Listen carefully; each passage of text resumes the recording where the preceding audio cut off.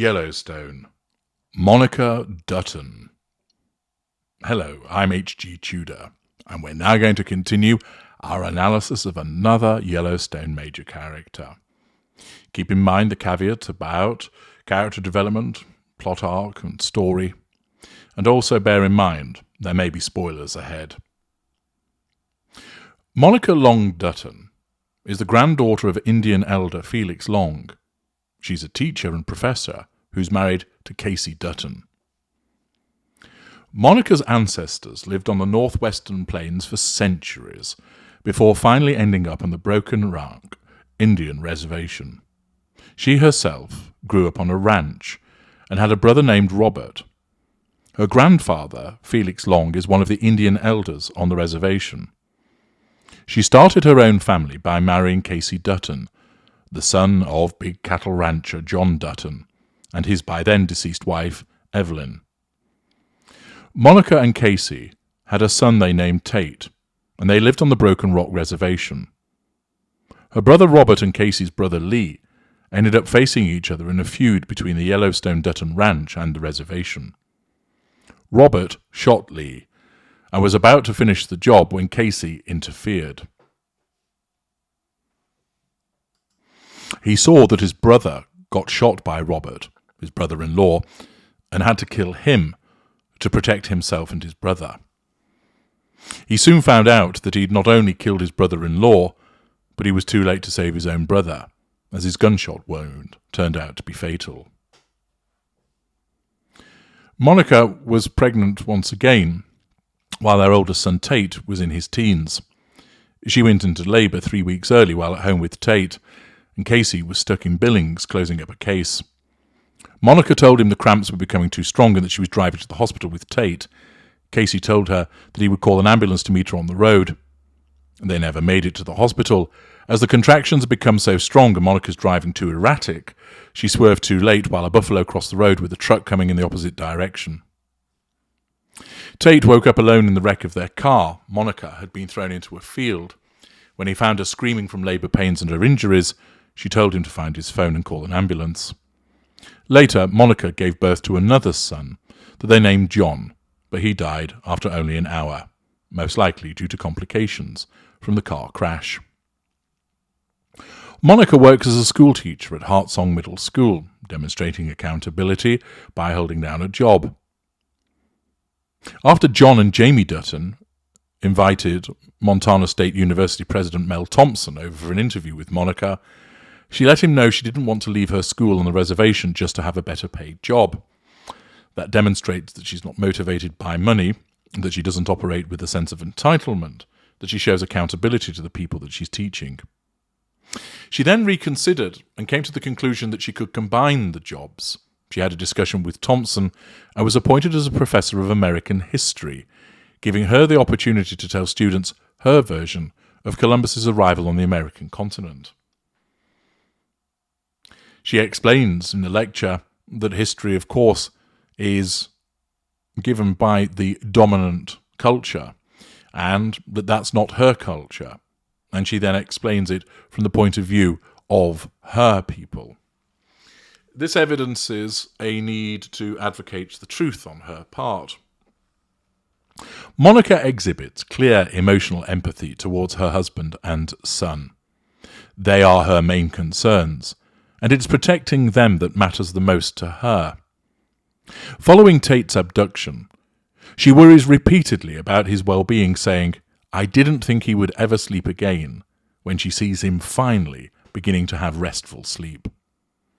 She allows Tate to go on the camp with his grandfather, as she sees it as good for him. She talks about how being beneath the stars is the best medicine for him after the trauma that he has been through. She exhibits that emotional empathy for her son and recognizes that he needs to be able to do things away from her. She moves away from her own people to live on the ranch, demonstrating the sacrifice that she's willing to make for the good of her family unit. Although she does with some complaint and struggles at first to fit in, she nevertheless sticks to it, demonstrating commitment and obligation, and she endeavours to fit in with a different racial group and, of course, the unusual Dutton way of life. Monica can come across as a somewhat dreary character. However, she actually exhibits considerable resilience and fortitude, as she repeatedly finds herself the victim of misfortune.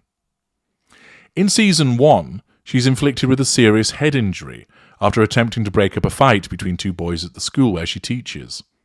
While recovering at home, she suddenly passes out and is rushed to the hospital, where she discovers that she has suffered an epidural hematoma.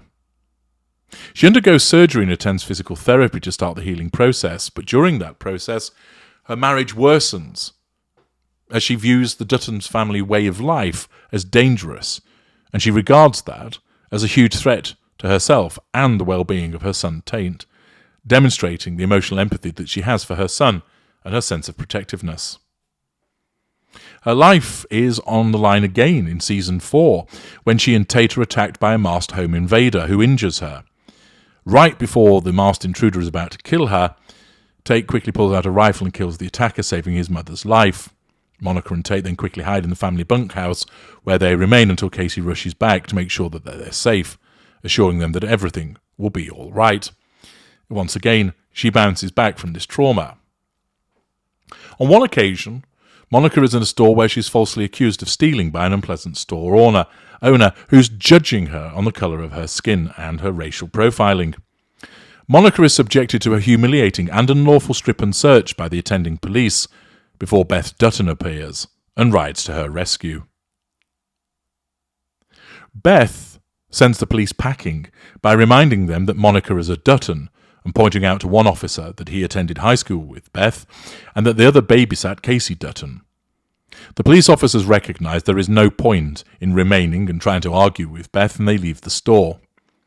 Beth then sets about intimidating and humiliating the store owner by destroying property, reminding her that she gave out handjobs at school for lunch money and that she has a boob job. She makes the store owner strip to try on an item of clothing, and then notes, again humiliating her, that the store owner is wearing Spanx. The store owner is humiliated, and Beth clearly enjoys doling out this humiliation. Monica is uncomfortable throughout, and remarks, "Doing this to her does not undo what she did to me," recognising that such behaviour is not appropriate, nor actually effective in her eyes. The intervention is demonstrative of Monica's emotional empathy, her moral compass, and also the fact that she will speak up. In a separate instance, women and girls are disappearing from the reservation, and there are concerns expressed about the level of physical violence that is exhibited towards women on reservations. In a conversation that takes place between Chairman Rainwater and Monica, she states that she wants to help, demonstrating her desire to assist others and her emotional empathy.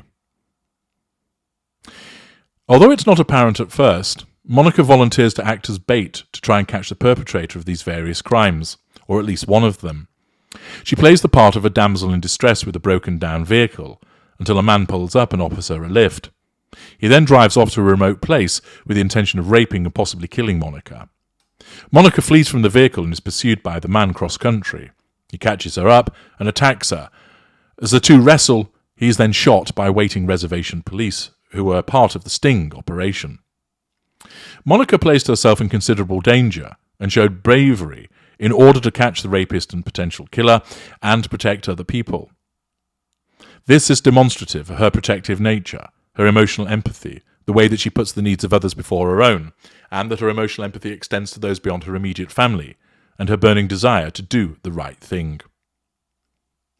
Monica often appears to complain about life on the ranch. However, this is again an example of the fact that she's not afraid to speak her mind, something, for instance, she does during the dinner table sequence, where it's rather uncomfortable as Summer, the environmental activist that is living in the ranch house as a consequence of house arrest, comments about the food. She picks apart the dinner menu because it's meat-based. Nobody else says anything, but eventually Monica blurts out that the whole situation is awkward, speaking up and saying what most people were thinking. Monica demonstrates also that she's often intuitive with regard to the way that people are thinking, especially her husband, gauging his mood and needs without him necessarily having to say what they are. In another instance of speaking up, Monica dresses down Summer with a quip about the environmentalists being from around here. It was simple and to the point, and it was effective, without the necessary caustic put-downs and physical violence that Beth Dutton would utilise. Monica demonstrates accountability and fair-mindedness. Although she has reservations about ranch life and what goes on there, she saw how the Duttons rallied around her and Casey to get Tate back when he'd been kidnapped. She recognised what that meant, and her sense of obligation and accountability caused her to then accept what the ranch stood for and try to become part of its life. When she and Casey move from the main ranch house to their own property, she seeks to embrace the life that Casey loves and has been brought up with. She is no longer with her own people. She's in a world which is relatively unfamiliar to her, and she admits to Casey that she's lonely.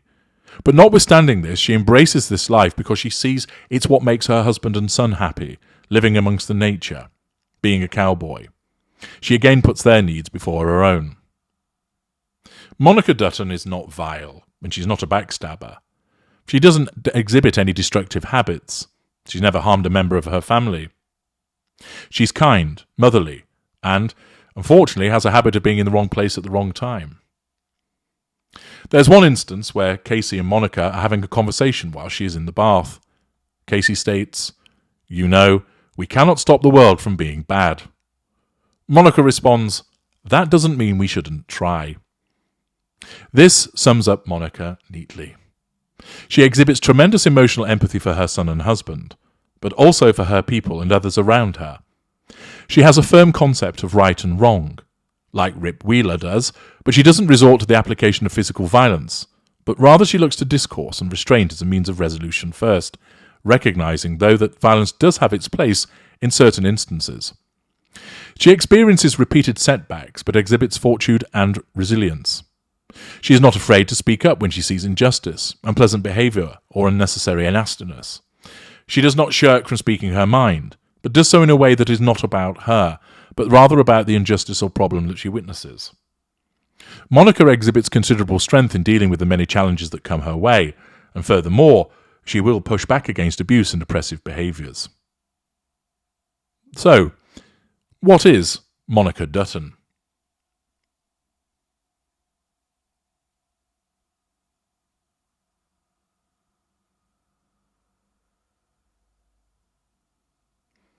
Monica Dutton is a super empath with a hybrid of carrier, martyr, and saviour traits.